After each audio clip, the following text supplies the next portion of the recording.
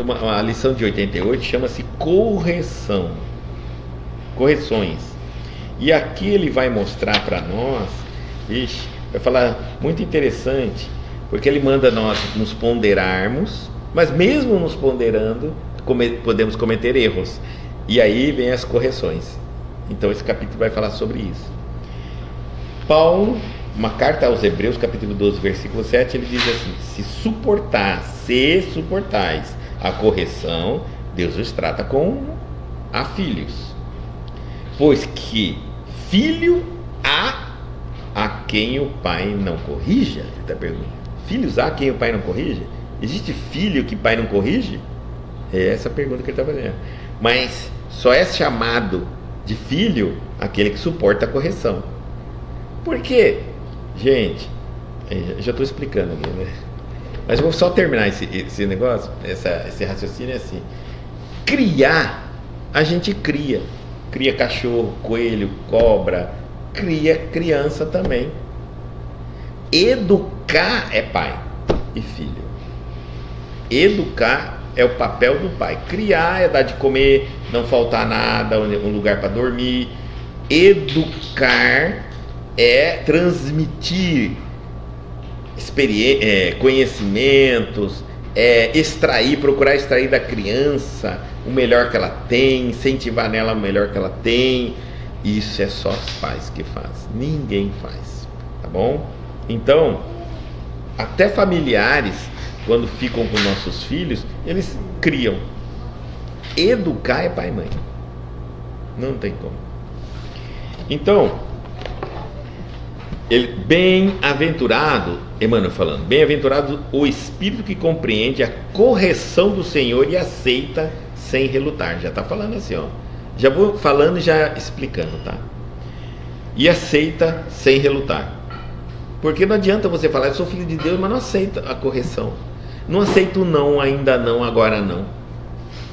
Ah, eu quero fazer isso, mas segundo os ensinamentos do Senhor, ele diz que não se deve, um cristão não se faz isso. Ah, mas eu quero. Então você não é filho, tá bom? Filho aceita. Porque se você quer uma relação de filho com Deus, pai e filho, pai manda no filho. Se você não quer aceitar seu pai te mandar, você não quer essa relação de pai e filho. Não quer educação, você não quer. Você quer só a parentela, os laços consanguíneos, então. Aquela amizade, que é pior ainda que a amizade lá de fora, que pelo menos você conta tudo. Olha, às vezes o filho não quer a paternidade ou a maternidade. Aí os pais falam, não, mas tudo bem, então. Aí ele entra mudo e sai calado em casa, porque ele não conversa comigo, não aceita comigo. Aí eu pergunto assim, e como que é isso? Me explica, né? Porque esse filho tem um amigo. O amigo, ele conta tudo. O amigo conta tudo. Eles juntos fazem coisas, descobrem, aprendem, brigam, se perdoam. E você que é o pai, não sabe mais nada do seu filho. Não sei. Então, esse filho não é filho. Ele não aceitou mais.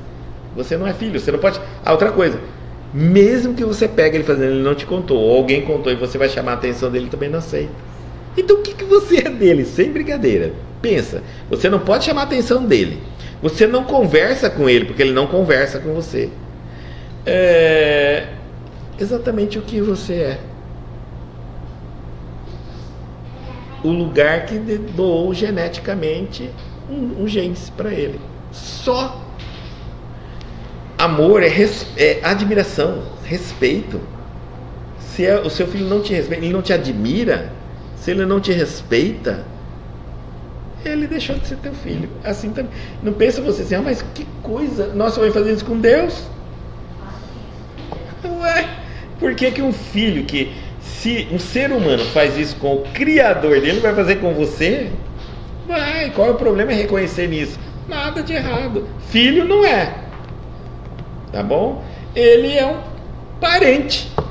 Largou de ser. Não é parente. Filho dos outros, seu sobrinho, você não vai dar bronca nele. Seu sobrinho, você. Às vezes você tem um sobrinho que é mais filho seu do que teu próprio filho. Às vezes você tem um amigo que você é mais amigo dele que o seu próprio filho. Então, gente, essa hierarquia familiar não é assim como a gente gostaria que fosse. Como você vai conseguir dizer, falando agora de pai, eu sou pai, eu vou falar para outros pais, tá? Então eu vou dizer assim, verdade mesmo, quando você passa 5, 6, 7, 10 anos sem conversar com seu filho, você só ama lembranças que você tinha dele, quando ele era pequeno. Tudo que você tem por ele atualmente é o que você conquistou quando ele era pequeno, quando ele era teu amigo, quando ele era teu filho. Então, porque hoje você pode olhar para o seu filho, eu já não sei o que é ele. Se chegasse alguém aqui em casa e dissesse, seu filho fez isso, não sei se ele era capaz, eu não sei. Eu não sei no que ele acredita, no que ele acha que é certo, no que ele acha que é errado. Eu não sei o que ele pode fazer. Ele não conversa comigo. E não existe transmissão de pensamento. Mas quando ele era pequeno, eu sabia. É isso mesmo. Os nossos filhos, depois de um certo tempo, eles se afastam, né? De maneira que ainda existe o afastamento natural da vida, mas existe aquele comprometimento. Meu pai me chamou a atenção, me falou que eu não devo fazer aquilo. Pai, estou falando para o senhor que aconteceu tal coisa. Eu sei o que está acontecendo com ele. Eu não tenho como viver, que ele tem a vida dele. Mas há um respeito. Há uma hierarquia que não se desfaz. Quando essa hierarquia se desfaz, só os pais que não aceitam. O filho já aceitou faz tempo.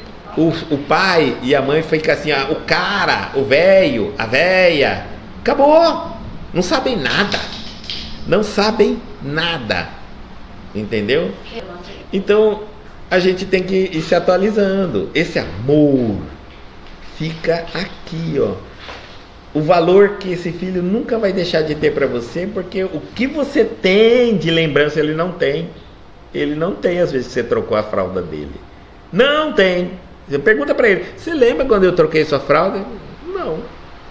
Você lembra quantas vezes eu me matei fazer tal coisa para você? Não, nem sabia disso. Não tem. Então, a forma como ele te vê é diferente, como você o vê. Eu te amo, papai, eu te amo. Mas não amo. Eu sou o cara, o velho, aquele que tudo que eu falar você não aceita. Aliás, só de ouvir minha voz você já não aceita. Nem aceita. Você já tem arrepio, ojeriza de mim. O que eu sou seu? Olha só, o que eu sou seu? Como pode assim? Né? Então, e a gente não percebe, porque existe uma coisa aqui, nós estamos falando sério antes de entrar, a gente não aceita, existem coisas que a gente não aceita e coisas que a gente aceita. A sociedade nos ensinou assim.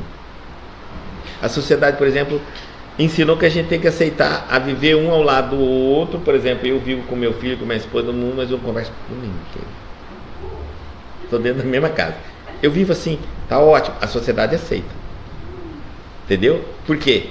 Porque eu sou obrigado, porque dizem assim, é família, você é obrigado. É isso mesmo. Quantos anos vocês não conversam? Faz 15, 20 anos. Meu Deus! Esse inquilino na sua casa, esse que divide tudo com você, é isso? Gente, é importante nós pararmos de levar isso como natural, para que a gente comece a não aceitar e fazer um movimento para quebrar isso. Porque a gente aceita tão natural que o tempo vai passando, o muro vai ficando tão alto, cada vez tão grosso, cada vez mais grosso, quase impossível destruir isso. Quase impossível. A minha intenção aqui é que a gente não leve essa frieza tão comum da sociedade como algo natural. Temos que lutar contra. Família, ela é família sempre, mas se nós quisermos que seja, ela não é algo que é. De qualquer jeito é família. A gente fala assim, ó, de qualquer jeito é família, não é, só tem jeito para ser família. O resto não é família. Ó, isso aqui ainda tá um pouquinho também dentro do outro, porque é o seguinte, ó. Nem tudo que se é dito dentro de na religião, como nós estamos falando, ela é dita para um povão, para a massa. Porque dentro desse povão da massa tem muita gente trabalhando para que essa barreira cresça e que as famílias acabem. Então, por isso que o falar aqui, ó, até determinados assuntos é para quem busca.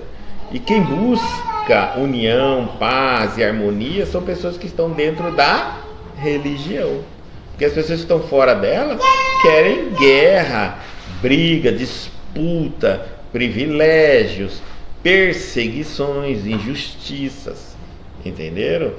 Então, é por isso que nós estamos falando desses temas aqui. Que a gente não pode deixar essas barreiras crescerem, que isso está sendo muito comum visto. Não é comum, né? Começou há muito tempo, não só de agora. Então, vamos lá, correções. Então, o espírito, quando ele compreende que Deus é o pai dele, ele é um filho, ele aceita correção. A primeira coisa é aceitar correção, tá bom? Se não aceita correção, não tem jeito. Eu falo para as pessoas que muitas pessoas se chateiam na palestra. Né?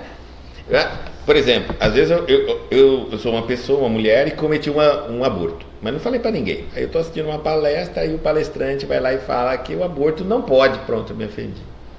Não volto mais lá.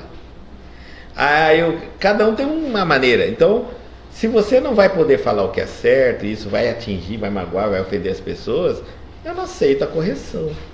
Como vai ter religião? Que mestre falaria tudo que a gente gosta de ouvir?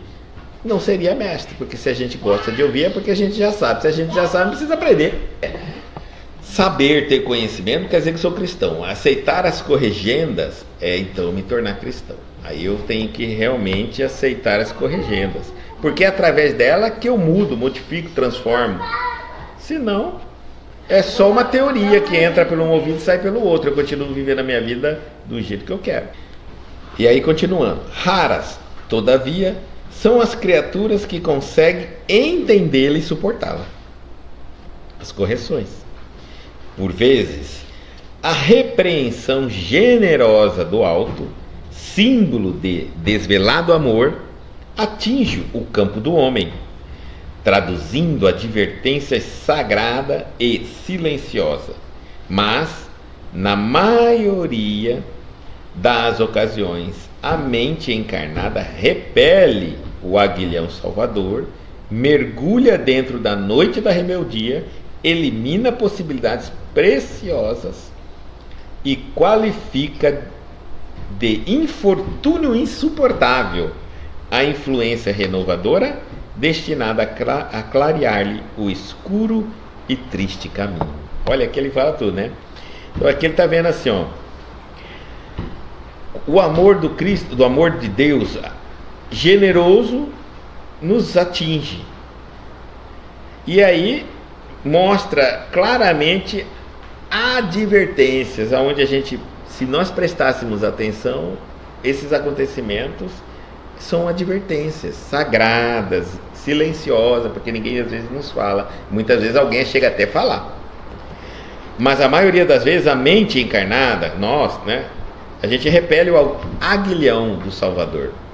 A gente fica muito preso no como fala, não em que se fala. E aí não aceita a verdade porque foi dita de maneira que a gente não gostou, mas é verdade.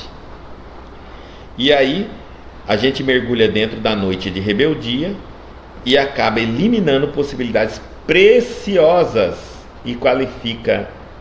E ainda, além da gente eliminar as possibilidades preciosas da nossa vida, a gente ainda diz assim, ó, insuportável é a influência renovadora. A religião passa a ser algo insuportável, né? Os ensinamentos do Cristo passam a ser algo insuportável. Tem pessoas que não crêem em Deus por não compreender literalmente como esse Deus age para nos ensinar, nos educar. Não tem jeito, na cabeça dele não tem. E aí então ele se tornou cético, literalmente. É mais infantil ainda, né? Ele não tem nenhuma religião, porque ele acha que as religiões doutrinam as pessoas a aceitar esse Deus horrível que só faz corrigendas, tá certo? Como ele não aceita essas corrigendas, chamadas de atenção, consequência de suas atitudes, e ele também não aceita esse Deus que as religiões pregam que nós temos que submeter a isso. Então tá aqui, ó. Essa é uma das explicações da rebeldia. E ele diz assim, ó: muita gente, em face do fenômeno regenerativo, apela para a fuga espetacular da situação difícil e entrega-se inerme ao suicídio lento, vício em todas as situações, vício físico e vício psicológico, abandonando-se à indiferença integral pelo próprio destino. Larga tudo e fala: vou empurrar com a barriga. O que der, deu. O que não der, deu. Vou levando. Entendeu? Não é para ir levando. É para eu buscar entender o que aquilo quer me ensinar. O que eu preciso desenvolver com aquela situação, para não enxergar só o lado negativo da situação, e sim o lado positivo daquela situação. Afinal de contas, Deus é um ser bom, justo, não faria algo de mal para mim. Se está fazendo, é porque eu não estou entendendo qual é a versão boa disso. E essa é a minha função diante da situação. Meu objetivo: descobrir o que tem de bom nisso para aprender, e não me revoltar contra Deus. Pelo contrário, quando eu descubro algo de bom, eu passo a admirar mais ainda esse Deus. E mais ainda eu admiro quando às vezes o que vem nos revolta logo de pancada assim. Dali um pouquinho que eu começo a pensar: mas olha, esse Deus é realmente bom. Porque se eu, ínfimo, né, um ser criado por ele, já entendi o objetivo dessa situação, imagina ele. O que ele não está vendo com isso tudo, que eu, na minha infinitude, não vejo. Continuando. Quando muita gente, em face do fenômeno regenerativo, apela para a fuga espetacular da situação, de uma maneira ou de outra, finge que não vê mais, ignora, e entrega-se inerme ao suicídio lento, psicológico, autossofrimento, vitimização. Cuidado, aí eu fico sofrendo, criando aquela vitimização. É um suicídio lento, porque a partir do momento que eu vou criando a vitimização, o sofrimento, a vida difícil, eu estou me matando. Eu não estou respirando paz, amor, equilíbrio, harmonia. Eu estou respirando: eu não aguento mais, eu estou sendo perseguido, como é difícil. Eu estou respirando isso mentalmente, né? Eu estou respirando isso. O que isso vai acontecer? Eu vou adoecer. Eu vou começar a adoecer. Às vezes, em momentos mais tristes, eu posso até desejar a morte. E aí eu programo meu corpo para o câncer. E aí então, o suicídio lento, abandonando-se à indiferença integral pelo próprio destino. Se abandona, falar que Deus, seja o que Deus quiser. Não. Quem assim procede não pode ser tratado por filho, porquanto isolou a si mesmo, afastou-se da providência divina e ergueu compactas paredes de sombra entre o próprio coração e as bênçãos paternas. É o que eu falo, né? Os pais, os filhos se afastam, não são mais.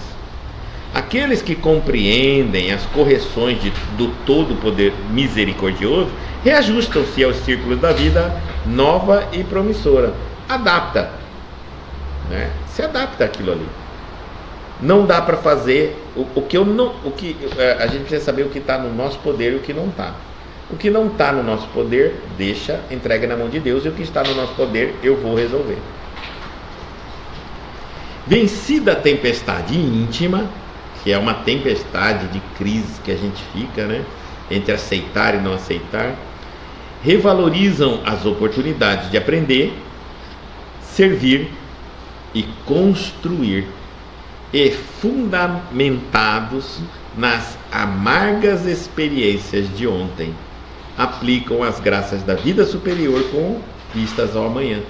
Depois que passa tudo isso, ele está querendo falar assim: olha, se a gente se revolta, o que vai acontecer? Você vai se destruir, e no final das contas a tempestade íntima vai passar, porque você cansa de sofrer uma hora.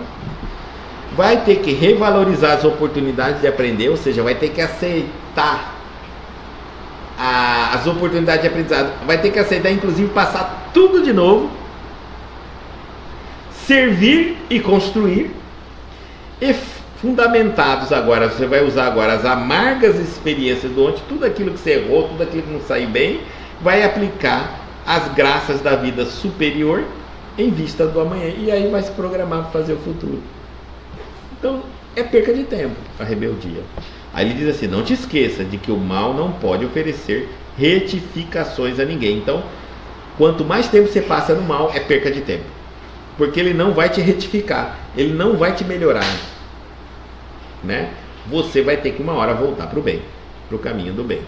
Então é tempo perdido. Agora, quando a correção do Senhor alcança-te o caminho, chega na sua vida, aceita humildemente, convicto de que constitui verdadeira mensagem do céu.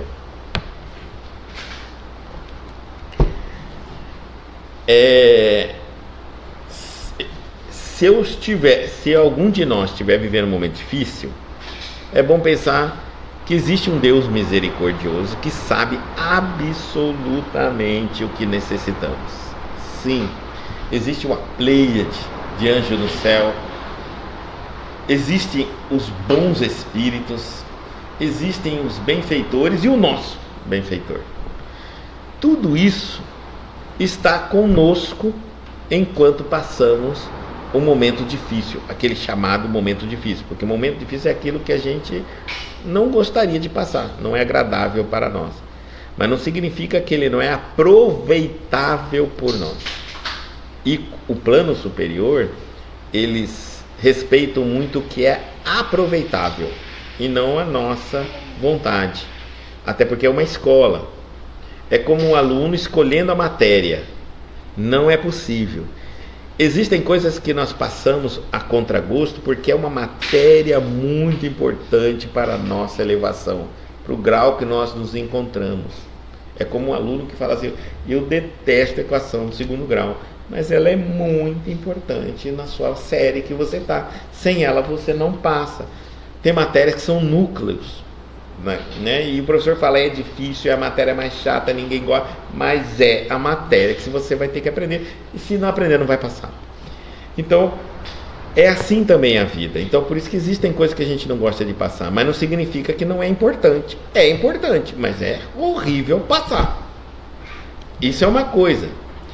Entenda a vida como uma escola e você vai compreender perfeitamente que vai ter que se dedicar ao máximo para passar por aquilo, para aprender, porque você precisa passar de série, precisa evoluir, crescer, deixar esses tipos de provas que você não está gostando agora, deixar elas para trás, porque o que elas precisam desenvolver em você vai desenvolver e não precisa mais dela, senão você vai sempre encontrar com ela, você vai ser sempre aquele aluno que está repetindo o ano e vai dizer: ai, chegou na hora, vai começar aqui a bendita equação de segundo grau, eu não passar por causa disso, eu não vou passar esse ano de novo, porque eu não gosto.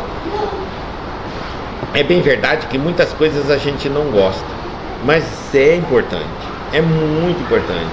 A gente só vai entender o que as coisas que a gente não gosta nos desenvolvem quando passamos por ela, e a gente vai perceber que a gente ficou mais forte, ficou mais maduro, cresceu mais, compreendeu, percebeu mais a vida, entendeu como tudo funciona. É assim que funciona a vida. Então, e não significa em hipótese nenhuma que você não está sendo amado nem protegido, está? Uma situação quando chega na nossa vida que a gente não pode se fechar. É entender que existe algo maravilhoso, muito bom cuidando de nós, e que aquilo que a gente não gosta, a gente precisa passar, é necessário, mas não é o que eu gosto, mas é preciso. Olha, quando a gente é pequeno, a gente faz aquela salada para o nosso filho, corta pimentão, cebola, alho, vai falando para a criança assim: você tem que comer. Desde pequeno a gente passou a viver com coisas que a gente não gosta, mas precisa. Eu preciso buscar esse recurso para vencer os testes espirituais na minha vida. É por isso que a gente fala da da nova geração. A nova geração está fraca, mas as antigas gerações têm de onde tirar, porque ela vai lembrar da sua infância que ela fez muita coisa que ela não gostava, mas era necessário. Era necessário, né? Muitas vezes tinha que acordar cedo e ir para a escola. E olha, era necessário. Era necessário. E assim foi. É dentro dessa necessidade que supera o nosso querer que a gente vence até os empecilhos espirituais na vida. Vai levando.